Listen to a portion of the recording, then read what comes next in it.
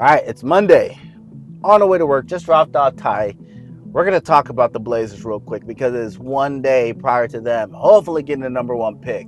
If they don't, they need some buy-in from the actual ownership itself as well as management to assure not the fans but the players that are on the team that they're going to do whatever it takes to get them into the position to be where LeBron and the Lakers are at right now, which is the Western Conference. Last time that happened was a few years ago. We got blown out. We didn't have the necessary pieces there. Dame had to do Dame things. But look, now we're at the point of the Lakers franchise where you really have to start asking the question, does the ownership really care? Like, does the ownership really care that the team hasn't been doing as well as it could be doing? Does the front office not understand what it means to really go after it and be aggressive? I get it. Like, players don't want to come to Portland because it's freaking Portland. But still, you telling me that you, as someone who is controlling millions of dollars, you cannot entice a player to come play for a team? If anything, that sounds like lack of leadership to me. You know, you're unable to inspire somebody to do what is needed of them. And we need them to win a championship.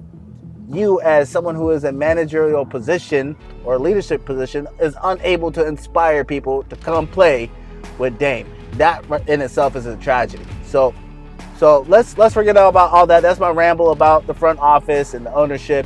I think they're lacking in that attribute.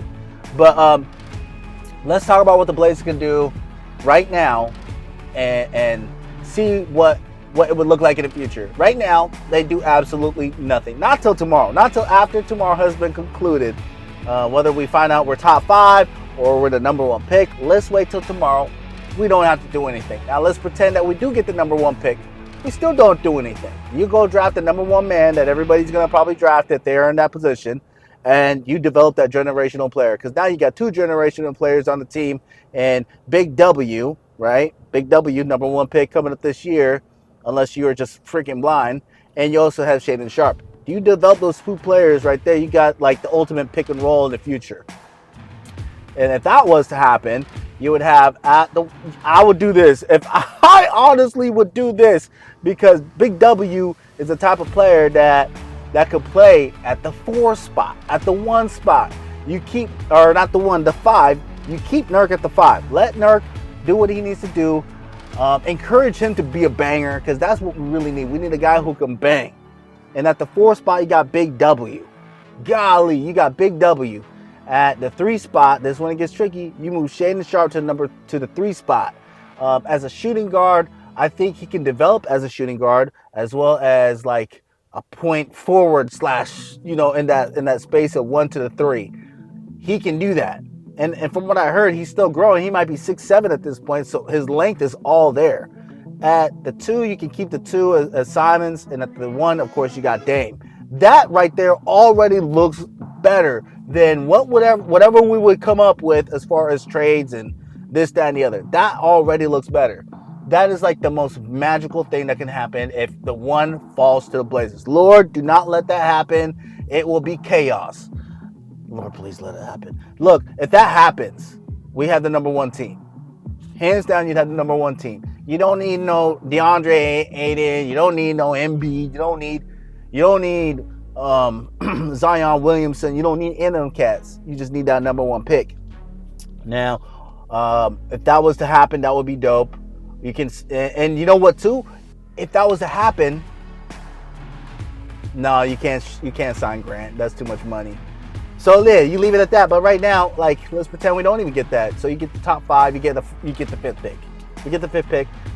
Give that to somebody. Ship it off to somebody for a player that can contribute today. I'm not sure who that player is, but it no shit has to be a big that plays like a big, or plays their role really, really well, like Pascal Siakam, whose career has been made off playing defense as well as getting boards. It's not predicated on scoring points.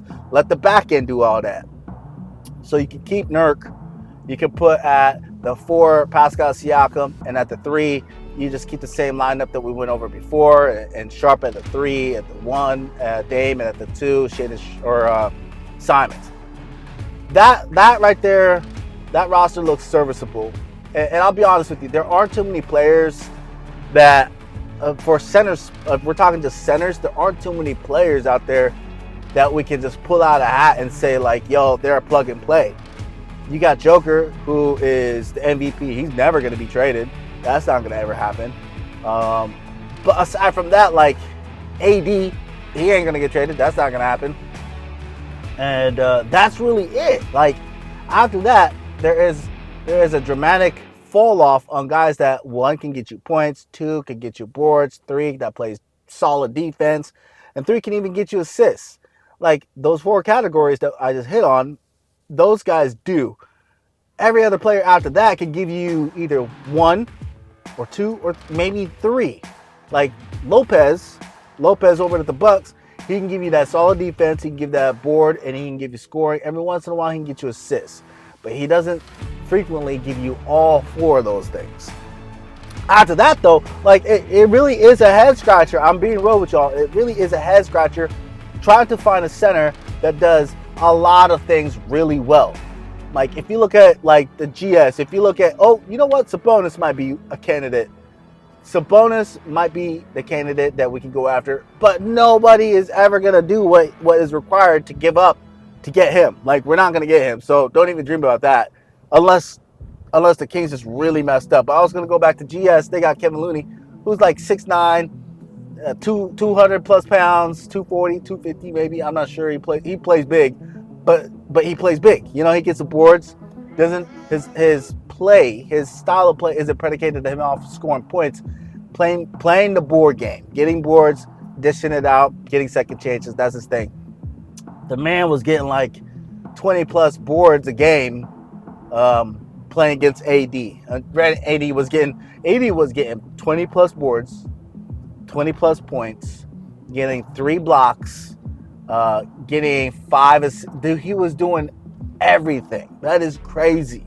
That's why the Lakers are where they are right now. Okay, I can't say that. The Lakers are where they are right now because ownership, management believe that they deserve to be where they want to be, and they're going to do whatever it takes to be where they need to be. All right, so they gave up whoever they need to give up, the picks and all that. They found a way to take Westbrook and give him off to somebody and got some pieces that weren't necessarily all-stars, right? They could contribute. This is the first team that LeBron has been on where when he came off the bench, he didn't necessarily have to worry about scoring the remainder of the deficit that was about to be had. Because right now, if he comes off the bench, he got guys that can contribute. And like they won a game off a bench player. You know what I'm saying? They won it was like what, Looney Walker put up 15 fourth quarter. LeBron's never really had that. Like, let's see, if you think back hard, but if you think back to the Heat days, name another player that came off the bench that contributed. I'll wait. Name another player off the Cavs besides Korver that contributed.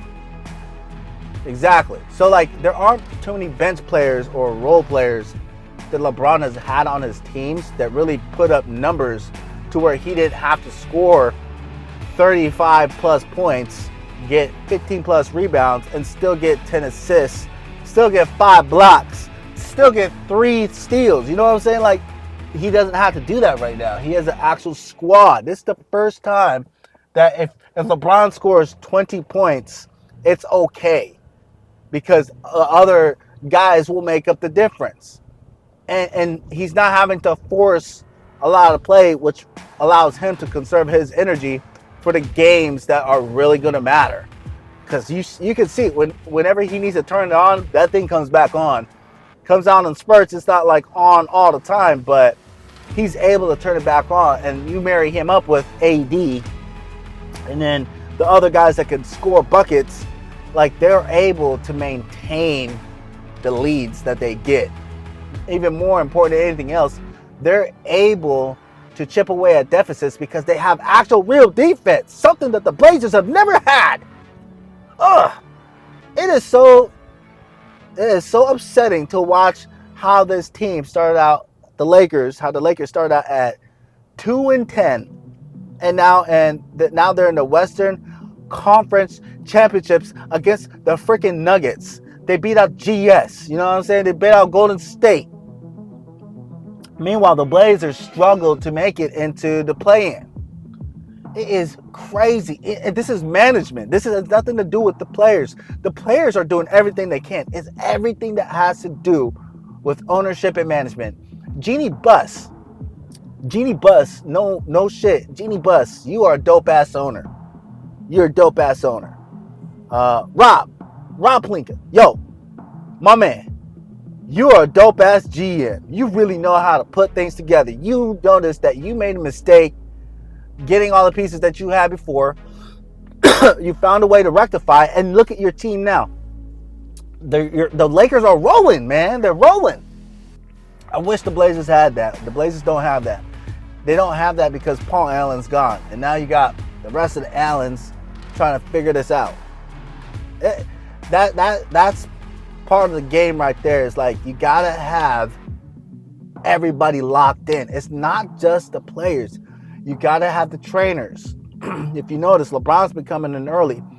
Give those trainers are gonna get a ring. You know what I'm saying? Like they gotta get one. If the Lakers win, the trainers gotta get a ring because they've been able to keep a guy who's been in the game for 20 years still locked in, still playing meaningful minutes, not comfortable minutes, meaningful minutes. That says a lot about your training facility as a whole, your training faculty as a whole. You got ownership. The ownership knows what it means to win, and they want to win. They're willing to listen to other people who have been there and take that lead when they're given the opportunity to. That's big. You got a GM who's not afraid to bet the whole house to get what they need. They literally bet the whole house to get what they need. When it came to getting AD, bet the whole house. Came to get LeBron, bet the whole house. That's dope. That is dope. As someone who's not a Laker fan, I am jealous. I am envious of what the Lakers have with the management and ownership. That is huge. And if you look at sports history, you have to have that front office dialed in just as much as the players when it comes to winning championships. It's not a mistake that the teams are where they are because they didn't have management. It has a lot to do with the pieces that are beyond the scope of the players. So I just want to put that out there like, man, this is like the one opportunity that the Blazers have to really make things right, and I hope that they do. It's an easy fix if we get the number one pick, but let's be real here. We're probably not going to get the number one pick, and at that point, what are you going to do? Because if you don't do anything as a team, as this franchise or any team at all, if you don't do anything with your roster or your development of your players, you lost. You're not going anywhere because every other team, year in, year out, are finding ways to get better. And that's the sad truth of sports, is that every year teams get better. Like look at it this way. Kerr, right? Steve Kerr, the coach of the Golden State, said, look, as a team this year, they struggled to make it to where they got to. They were maxed out. I guarantee that they are going to make moves this offseason.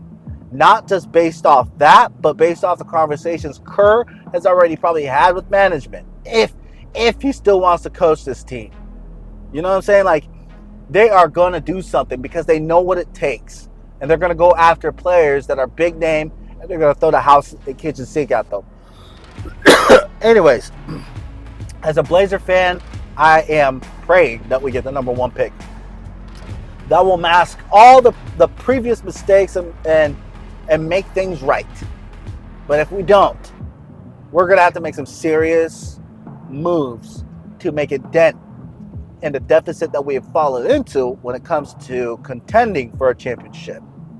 Because if we bring the same players that we had this year back into this present year that's coming, we're not going anywhere. We're not probably going to make it into the play-in play. That is the sad truth. Oh, anyways, tomorrow the Lakers play the Nuggets. I'm hoping for a good game. It's going to be AD versus Joker. It's going to be predicated off what they do and how they move that ball around the different spaces that they'll claim. LeBron's going to do LeBron things, but that AD and that Jokic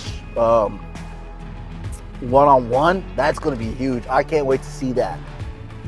On the back end of that, at 5 p.m., you also have the lottery draft picks. Blazers, please get number 1. Oh, if they get number 1, I'm telling you, it's going to mask a lot of the mistakes that we made in the past. It'll make everything right. Rainbows will come out. Unicorns will be trotting. But until then, please like, subscribe, send this out to a friend. Leave a dirty comment. You know what I'm saying? It's whatever. Blazer fans, we need a W. Portland, we need a W. That's all I got, man. Happy Monday.